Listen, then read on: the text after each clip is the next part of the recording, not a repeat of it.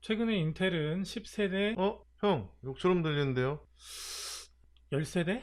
아니, 무슨 아파트 가구수도 아니고 열세대예요. 그럼 젠 10? 그게 뭔데요? 아, 몰라. 10세대 프로세서를 새롭게 출시했습니다. 이와 관련해서 다른 고사양 프로세서들은 다 제쳐두고 가장 경쟁이 치열할 것이라고 예상되는 코어 i5 1400 프로세서와 AMD 라이젠 3600 프로세서를 서로 비교해봤습니다.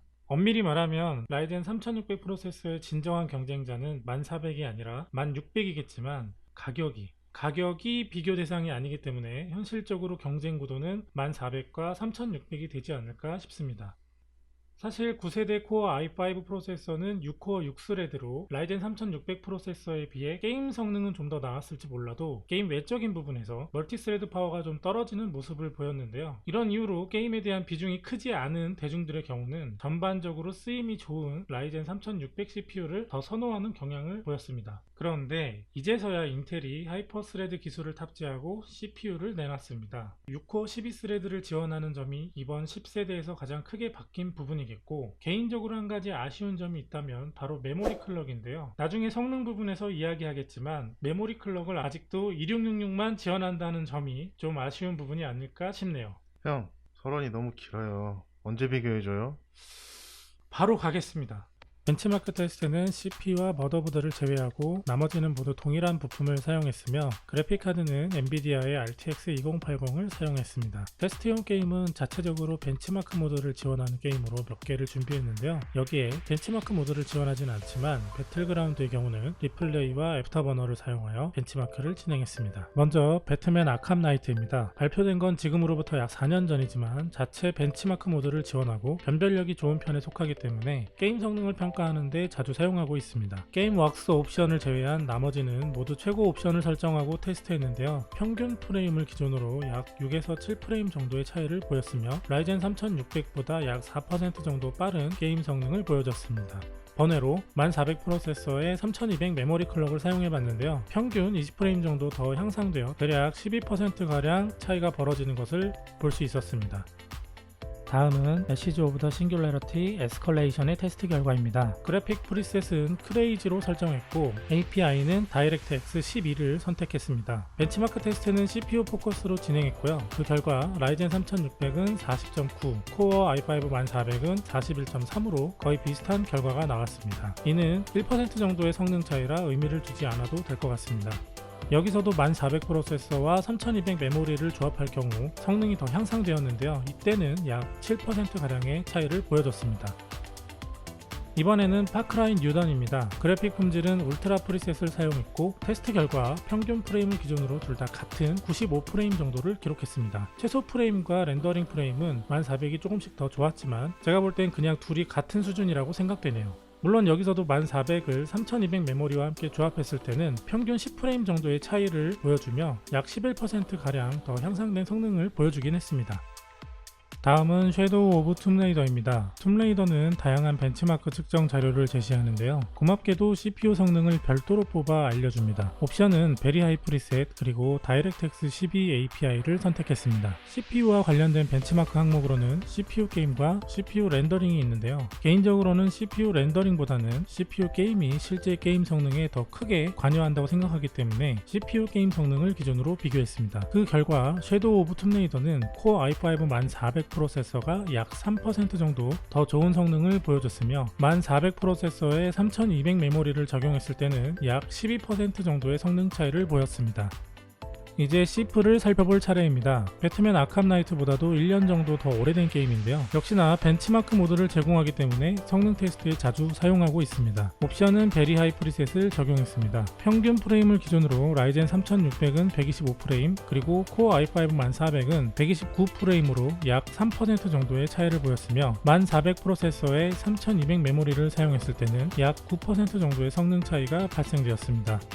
드디어 대망의 배틀그라운드입니다. 배틀그라운드는 자체 벤치마크 모드를 지원하지 않기 때문에 리플레이와 애프터버너를 이용하여 테스트했고 그래픽 옵션은 울트라 프리셋을 적용했습니다. 배그의 다양한 맵 중에서도 가장 인텔과 AMD의 성능 차이가 적게 발생되는 빅캔디를 이용했으며 초반 파밍 구간과 이동 그리고 후반 차량 이동과 교전 구간을 다양하게 고려하여 비교 영상을 만들었습니다. 가장 왼쪽의 FPS가 현재의 실시간 프레임을 나타내며 순서대로 최소, 평균, 1% 로우 프레임이 되겠는데요. 여러분들께서 판단하고 싶은 데이터로 서로 비교해 보시면 좋을 것 같습니다. 해외를 비롯해 여러 곳에서 테스트된 코어 i5 1400과 라이젠 3600의 게임 성능 테스트 자료를 살펴보면 배틀그라운드도 인텔이 좀 더 좋게 나오는 것을 볼 수 있는데, 사실 맵이나 상황에 따라서는 서로 비슷하거나 오히려 AMD가 좀 더 잘 나오는 구간도 있을 수 있습니다. 물론 전체 리플레이 구간을 기준으로 데이터를 뽑았을 때 인텔이 약간 더 잘 나오긴 했지만 그건 어느 정도 예상했던 결과라 놀랍지는 않았는데요. 오히려 라이젠 3600 프로세서의 배틀그라운드 성능이 출시 초기보다 나아져서 더 놀라웠던 것 같습니다. 이번 테스트를 통해 저는 코어 i5 1400 프로세서와 라이젠 3600 프로세서의 배틀그라운드 성능은 거의 동등하다는 결론을 내리게 되었습니다. 물론 여기에는 각각의 메모리 클럭이 2666 그리고 3200이 쓰였다는 전제 조건이 붙습니다.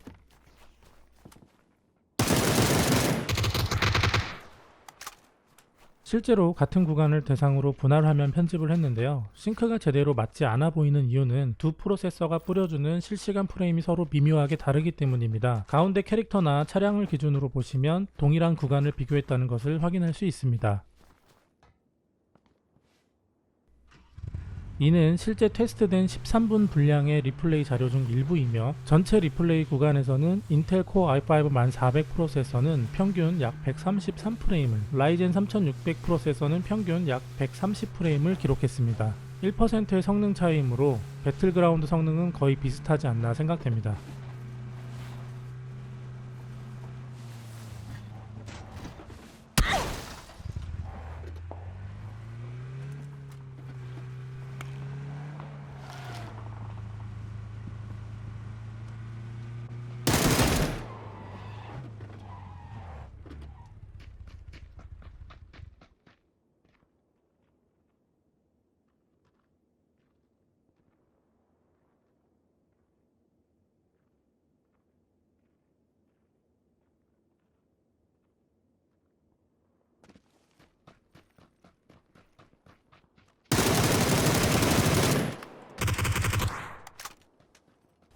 그렇다면 인텔 코어 i5 1400 프로세서에 3200 메모리를 조합하면 어떻게 될까요?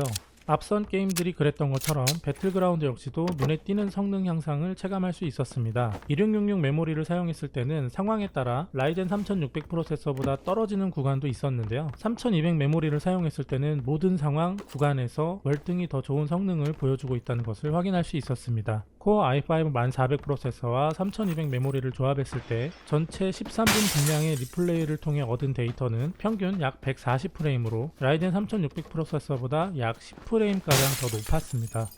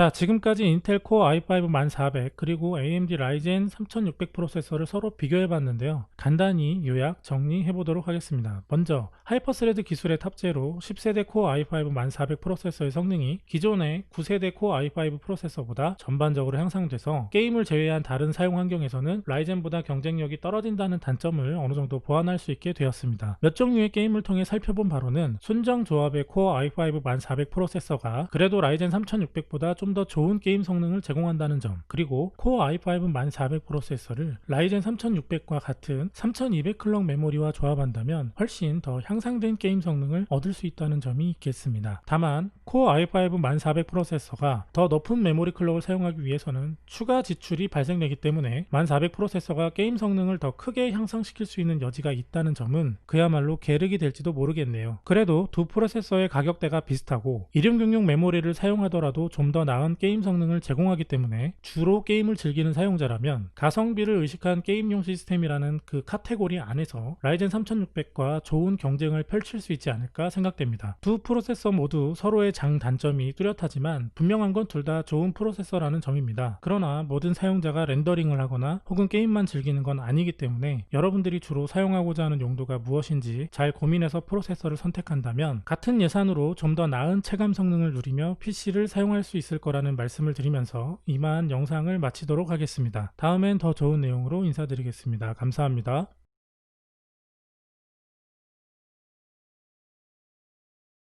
형, 그래서 10세대 써보니까 어때요? 좋아요? 뭐 괜찮지. 하이퍼스레드 추가돼서 그냥 쓰기도 무난하고. 그럼 나 9,500 팔고 넘어갈까? 뭐? 미쳤네. 혹시 너 뭐 그 10코어 20스레드 이런 거 필요하냐? 아니, 지금 i9인데 10세대 때문에 강제로 i7으로 다운그레이드 했잖아요. 근데 지금 9900도 충분하잖아. 그렇긴 한데 인텔이 왜 소켓 가지고 장난질 해가지고 소켓만 안 바꿨어도 이번에 CPU만 바꾸면 됐는데. 근데 난 소켓보다 메모리 클럭이 좀 더 짜증나. 그래도 인텔이 소켓 장난질한 게 더 짜증나요. 계속 이런 식이니까 사람들이 가성비 찾으면서 라이젠 쓰죠. 네 말도 일리는 있는데 생각을 해봐. 인텔이 소켓 바꿈질 안 했으면 라이젠 사용자가 지금처럼 많지는 않았겠지. 그냥 CPU만 바꿔서 계속 인텔 쓰면 되니까. 따지고 보면 인텔이 AMD 좋은 일을 해준 거지. 그래도 소켓 장난질 그만해야 되는데. 가격도 좀 더 싸지고. 나는 메모리가 짜증나. 메모리가 2666이 뭐야 2666이.